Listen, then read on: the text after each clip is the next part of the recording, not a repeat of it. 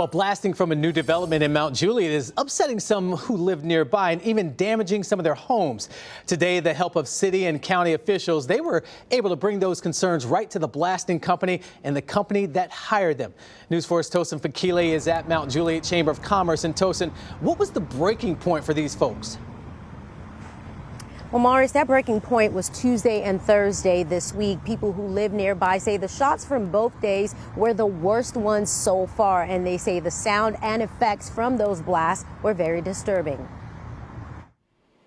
It feels like an earthquake. There was actually one yesterday that was, in my mind, the worst. Kelsey Beasley, who lives in the Woodland Place subdivision, says these blasts are getting worse.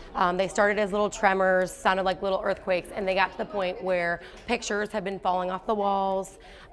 We've been noticing cracks in the ceiling. This project here, the blasting has been worse than any of the other projects that have been around our community. And Fire Chief Jamie Luffman says after getting several calls like this, he organized this meeting. I thought that the site prep folks should see the faces of those of the phone calls that I'm getting. Officials say regulations surrounding site prep and blasting are done by the state of Tennessee.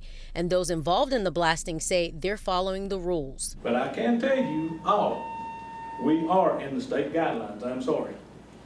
We don't come down here to destroy your homes or nothing. Fire Chief Luffman said there are about 8 blasting projects going on in Mount Juliet, but the blast by the Parkland area is where they've gotten the most complaints. A seismograph agency is going to place an extra seismograph out there. We've asked them to consider tempering some of their shots. The only recourse I have to help you is just what the chief said, is to file a complaint and have them review it and inspect it. As for how some felt about the meeting, It's a very helpless feeling. I feel like the developers now understand the impact that it's making on the people in the community. now Fire Chief Luffman says both blasts from this week are being investigated by the state's fire marshal.